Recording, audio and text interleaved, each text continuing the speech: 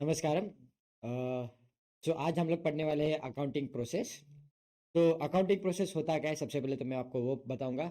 देखो, कोई भी चीज़ करने के लिए उसे एक प्रोसेस देना बहुत ज़रूरी है। यानी कि आपको पता रहना चाहिए कि आपको स्टार्ट किधर से करना है और आपका एंड किधर होना है, और उसमें क्या क्या स्टेप्स आपको कवर करना है। जैसे कि अभी आप कोई भी एग्जाम के लिए प्रिपेयर कर रहे हो, तो आप लोगों को पता रहना चाहिए कि आपके सब्जेक्ट्स क्या है, आपको उसको कैसा प्रिपेयर करना है, उसके कितने प्रीलिम्स देने चाहिए, एग्जाम्स कब कंडक्ट होती है। तो ये जो एक प्रोसेस है, वो प्रोसेस आपको पता रहनी चाहिए। तो वैसे ही अकाउंट्स करने के लिए भी अकाउंटिंग प्रोसेस करके एक टर्म है, जो आप लोगों को पता रहना चाहिए। तो अकाउंटिंग प्रोसेस क्या बताता है आपको, कि स्टार्ट टू एंड अकाउंट्स में आपको क्या क्या चीज़ों का ध्यान रखना चाहिए, वो सारी चीज़ें आप लोग को अकाउंटिंग प्रोसेस में बताई जाती है। तो अकाउंटिंग प्रोसेस कोई भी बिजनेस के लिए ऑलमोस्ट सेम ही होता है, ठीक है। 99% क्या होता है, सेम होता है, क्योंकि अकाउंटिंग पॉलिसीज जैसे चेंज होती है वैसे अकाउंटिंग रूल्स भी चेंज हो जाते हैं, ठीक है। लेकिन 99% चीज़ें तो क्या होती है, सेम ही होती है। तो चलो बात करते हैं अकाउंटिंग प्रोसेस के ऊपर। सो अकाउंटिंग प्रोसेस के ऊपर जो सबसे पहले आपका पॉइंट है वो क्या है, ट्रांजैक्शन और इवेंट। देखो, कोई भी बिजनेस में कोई ना कोई ट्रांजैक्शन तो होता रहेगा। जैसे कि कुछ सेल किया आपने, कुछ परचेस किया, रेंट पे किया, कमीशन रिसीव्ड हुआ, डिस्काउंट दिया, डिस्काउंट मिला आपको, ये सारे ट्रांजेक्शन है।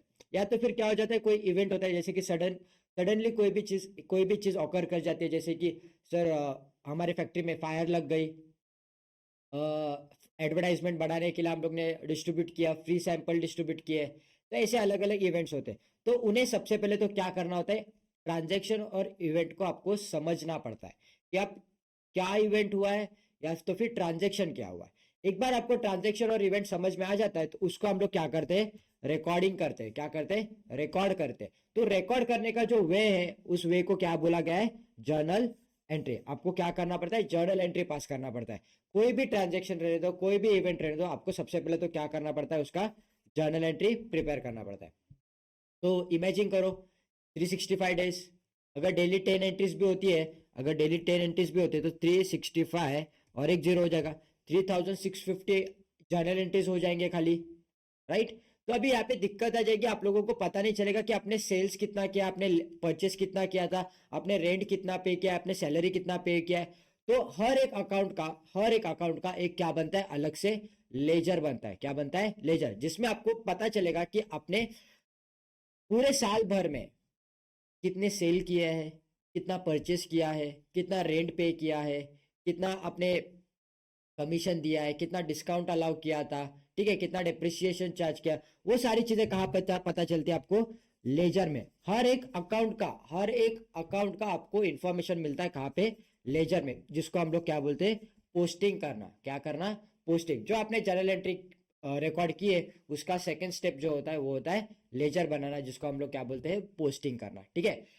एक बार लेजर बन जाते हैं, सारे लेजर्स क्लियर हो जाते हैं, तो लेजर्स की बैलेंस निकलती है। या तो डेबिट बैलेंस निकलेगी, या तो फिर क्रेडिट बैलेंस निकलेगी। आप लोगों को पता रहना चाहिए कि आपकी क्या बैलेंस आ रही है। तो जो बैलेंस आती है, फिर उसको हम लोग क्या करते हैं, ट्रायल बैलेंस में पुट ऑन कर देते हैं। तो ट्रायल बैलेंस क्या है आपका, ट्रायल बैलेंस को हम लोग क्या बोलते हैं, समरी बोला जाता है। ट्रायल बैलेंस को क्या बोला जाता है, समरी।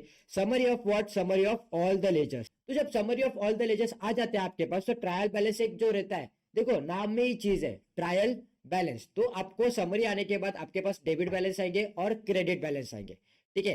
तो जब आपके पास डेबिट और क्रेडिट बैलेंस दोनों आ जाएंगे, तो जो ट्रायल बैलेंस बोलता है कि सर डेबिट बैलेंस और क्रेडिट बैलेंस दोनों मैच रहने चाहिए।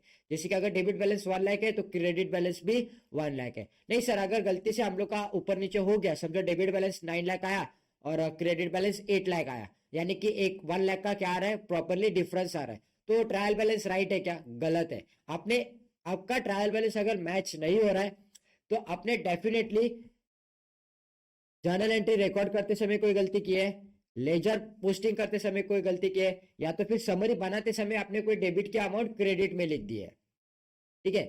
तो सस्पेंस अकाउंट करके एक अकाउंट रहता है जो ओपन हो जाता है और आपको ट्रायल बैलेंस टैली करके दे देता है, लेकिन सस्पेंस कभी दिखना नहीं चाहिए रहता। तो अभी क्या हो गया प्रॉब्लम, कि आपने गलती कर दी, तो रिकॉर्डिंग के समय गलती हो सकती है, पोस्टिंग के टाइम पे गलती हो सकती है, या फिर समरी के टाइम पे गलती हो सकती है।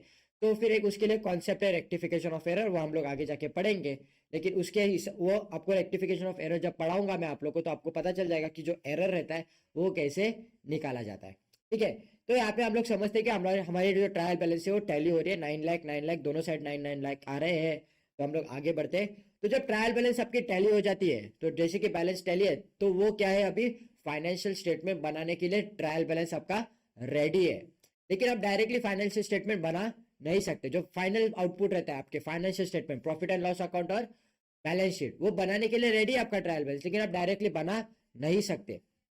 क्यों नहीं बना सकते? क्योंकि सर ईयर एंड में हम लोग को कुछ एंट्री पास करनी रहती है, जिसको हम लोग बोलते हैं क्लोजिंग एंट्री और एडजस्टमेंट। क्लोजिंग एंट्रीज मतलब सब क्लोजिंग स्टॉक की एंट्री जाती है, डेप्रिसिएशन होता है। फिर एडजस्टमेंट मतलब पता चलता है कि कोई नए बैड डेट्स है, न्यू आरडीडीज है, या फिर कोई सैलरी आउटस्टैंडिंग में है, कोई वेजेस आउटस्टैंडिंग में है, किसी ने प्री रिसीव्ड पेमेंट करके रखी है लेकिन हम लोग ने अभी तक उसको बुक नहीं किया है, अनरिकॉर्डेड सेल्स आ जाते हैं, अनरिकॉर्डेड परचेस आते हैं। तो ये सारे एडजस्टमेंट्स है। क्लोजिंग एंट्री मैंने आपको बता दिया, सर डेप्रिसिएशन चार्ज करना पड़ता है ईयर एंड में।